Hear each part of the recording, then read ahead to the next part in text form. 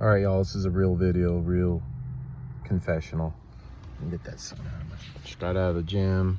Of course, gotta do my daily devotional videos, but this is on the biggest struggle I've had in my life: alcohol. Yeah, I don't know if anyone has ever had that struggle, but it's certainly the hardest one for me. I have this stupid, I don't want to say code, but just behavior I live by, which is eateth all or eateth none. I can't just have one drink, or as the saying goes, one drink is too many and 100 is not enough, or however that thing goes. And honestly, several times in my life, I have drinking myself sick where I was puking blood and other areas coming out. I have gone through delirium tremens several times, giving myself wet brain. Excuse me. I'm a pretty high functioning alcoholic, meaning it doesn't really affect, like, I'll show up to work. When I say I got sick because I was drinking so much liquor, but I pretty much never have had a hangover. And so it doesn't affect me like that. It doesn't affect me from doing, but it has causing a financial, relational, spiritual toll on me. And it's something that's not really talked about in this world. Like, there's some people in recovery, and thankful for them and their stories, but and I worked in crisis centers, in jails, in juvenile detention, all that, and it's the hardest one to course correct. It's the hardest thing. It's harder than heroin. It really is.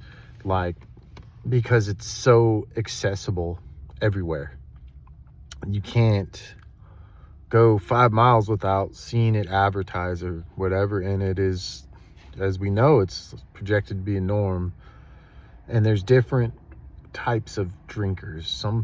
I had an ex-girlfriend a while back, and she's like, I don't understand why you can't just have a few, so when we go out to eat, I wouldn't have any, because I said, and she didn't understand that, and rightfully so. But I said, if I'm going to have one, I'm going to have 20. That's just how I am, or I'm just going to be really irritated. And so I'm the type of person that always has to have, if I was drinking, a drink in my hand. It works as a stimulant for me. And I don't have to drink to, say, be in a social situation or to feel comfortable. Matter of fact, I think most of my drinking was to quiet the mind, and it was done reclusively by myself. I never enjoyed drinking really with friends or with just anyone. I always preferred to drink alone. I like the George Thorogood song. And it caused me to be homeless quite a few times. I even went to a few rehabilitations for it, and did it all, recovery groups, all of that. And it is always just found it's always been like a monkey on my back. And I pray, I'm like, I just wish I didn't have the desire, because I still get the desire of that ultimate oblivious escapism. And I'm just like, I've heard people say, like, oh, God took it away from them, and I want that to happen for me. And maybe in the scheme of things, that's not my path. Maybe, I have to find a way that works and help other people out. Sometimes we have to struggle, and that's just what seems to be going on. And it's such a hard thing. I seen all the clientele in crisis centers. I would teach groups and we had to do what was called harm reduction, which is knowing someone's going to continue to do a destructive behavior, but basically give them examples or show them a safer way for them to destroy themselves. I'm not a very big fan of the harm reduction personally. I think it's just it's a last resort in reinforcing negative behavior, and I understand the purpose of it, but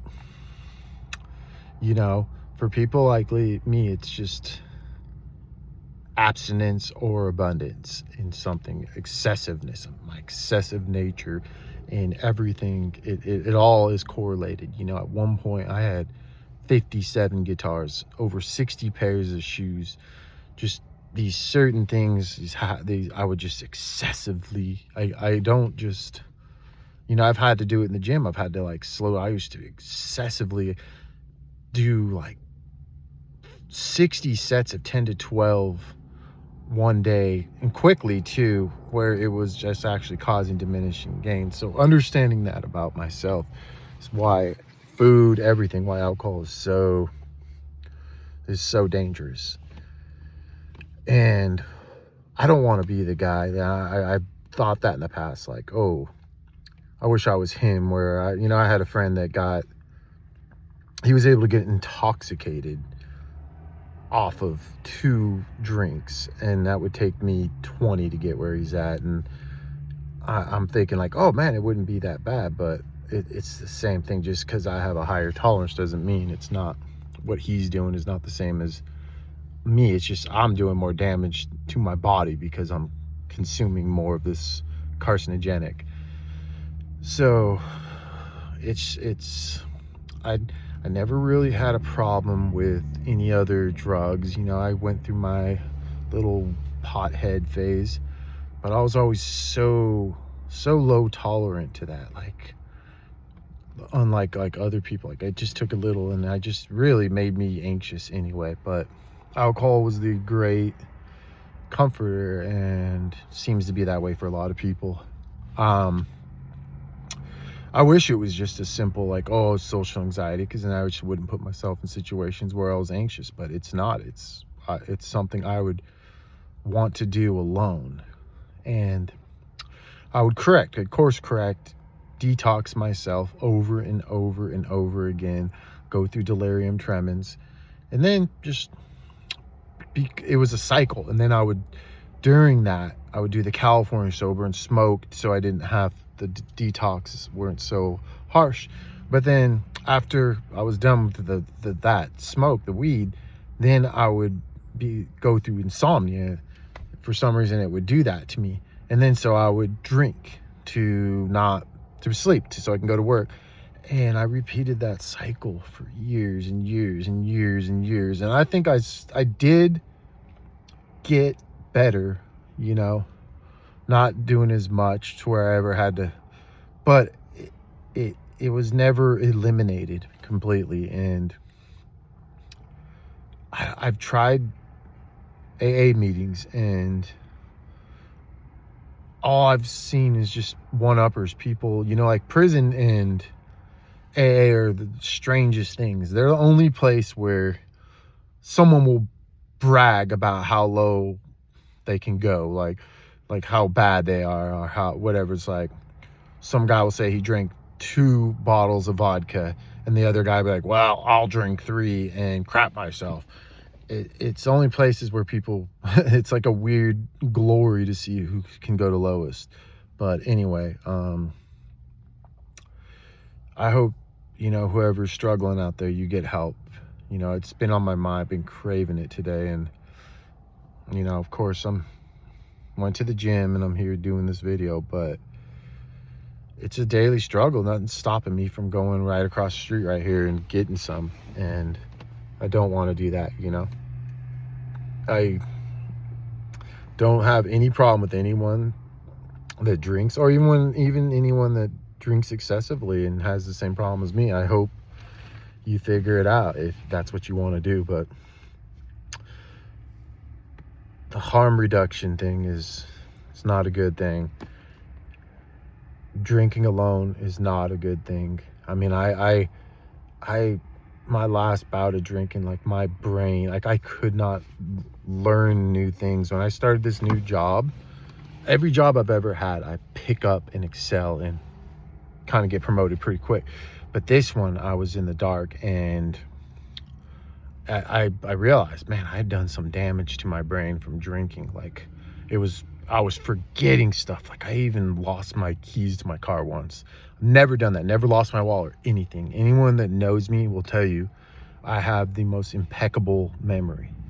And I still remember stuff, the details prior to drinking and even over years, but it's like now I have to allow the neuroplasticity to repair itself, because everything has a consequence. You do something long enough, it's going to affect you. And I never thought that it would, I mean, at one point I was drinking so much, I got up to like 292 in weight, and it was bloat, and it was amazing, because then I stopped for like 3 weeks and the funny thing is I was still going to the gym and stuff, but when I stopped for 3 weeks because I was disgusted, I was working in a place where I was doing R&D, and they had scales that were perfectly calibrated. I stood on, I could not believe it. And then I went home that day, looked at myself in the mirror, bloat, disgusting. And so just 3 weeks I dropped like 40 pounds just from not drinking.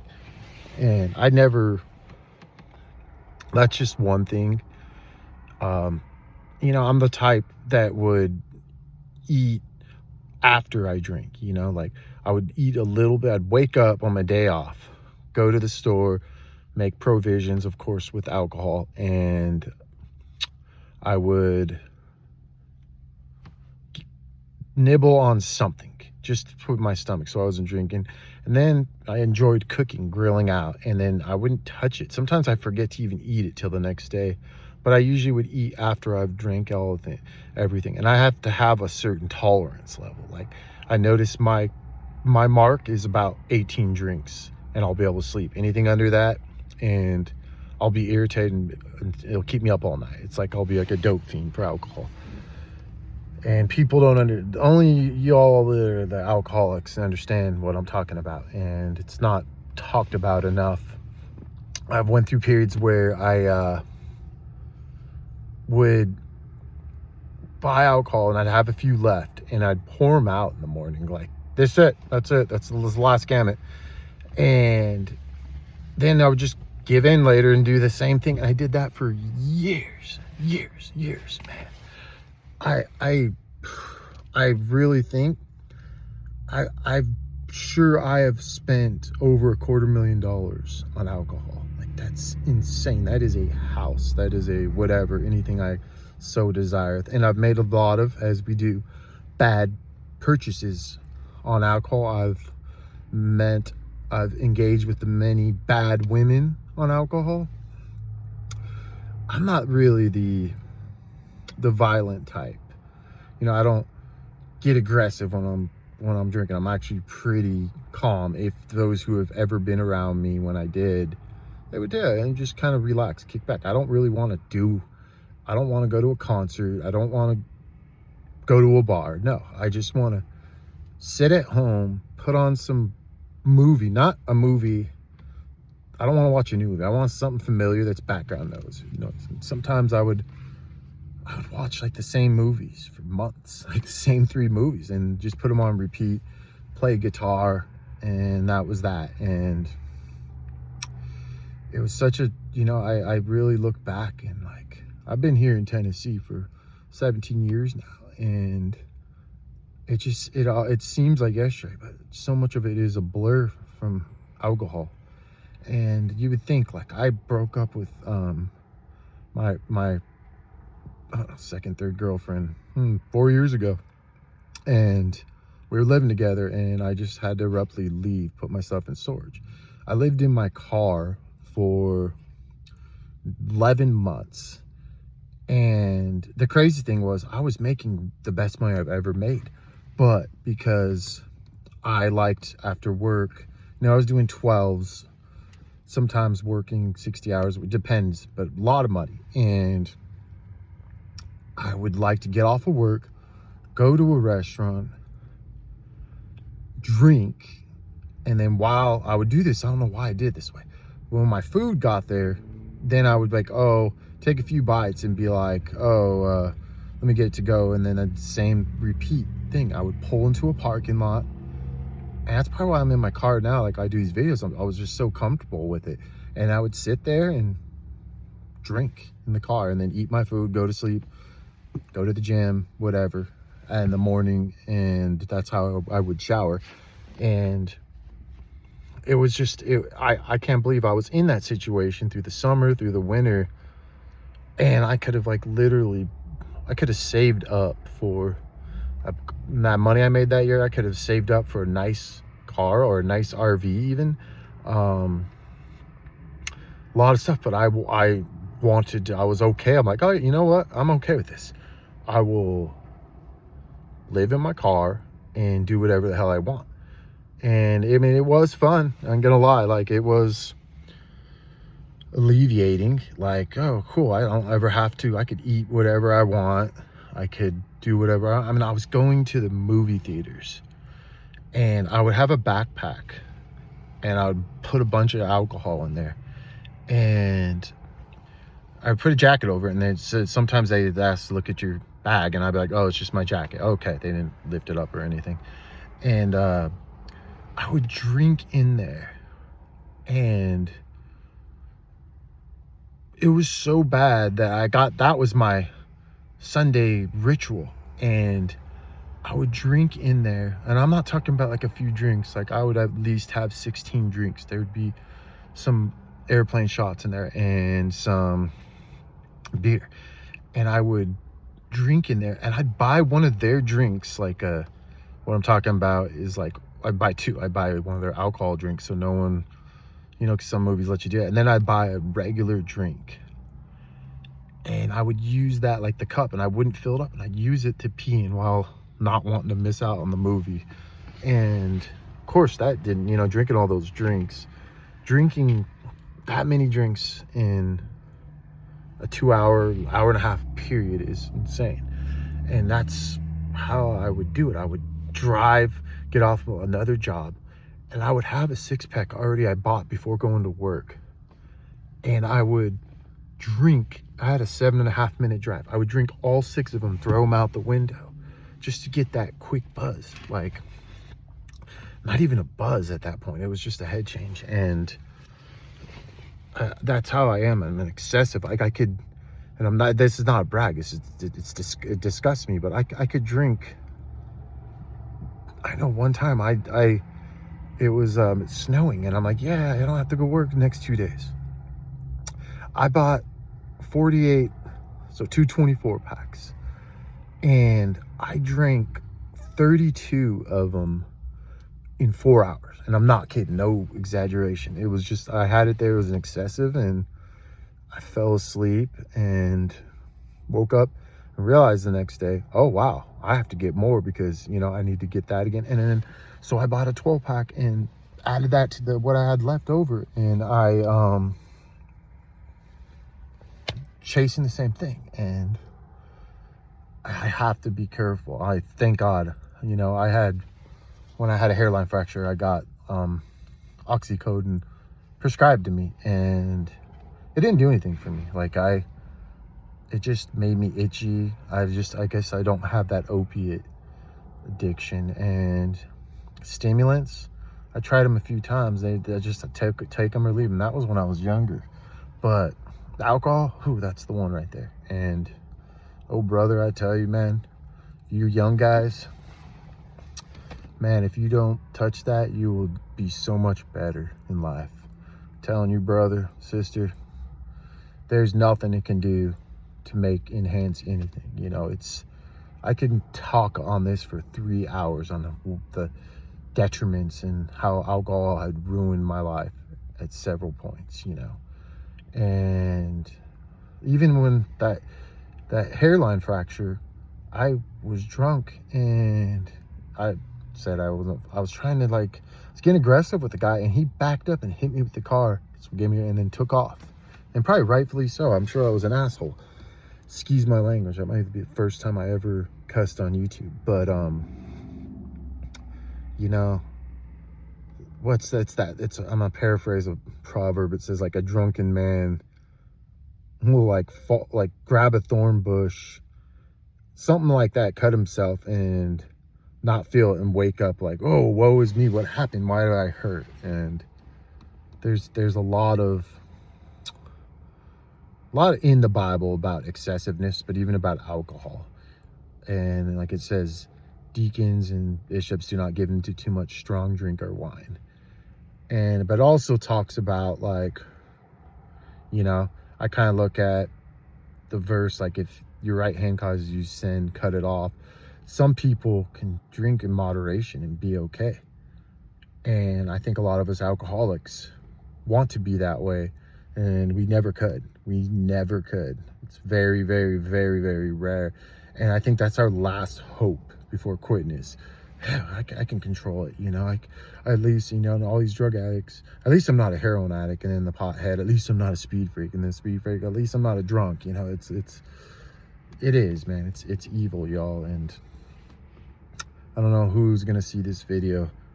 I don't really like talking about it. It's a vulnerable moment, but I think it needs to be made. It might even be the most important video I've made. But please, y'all, young guys, old guys, don't go through. I could give you horror stories, but don't go through what I've went through, what so many people I saw in the field go through. You know, I've seen people die of acute pancreatitis in their early 20s. My buddy Robert drank himself to death, like, at a young age, and he had the most foul habit alcohol habit I've ever seen. But anyway, y'all, God bless. Have a good day, because the choice is yours. And if you are struggling with something, reach out. There are resources out there. Don't try to do it alone, okay? God bless.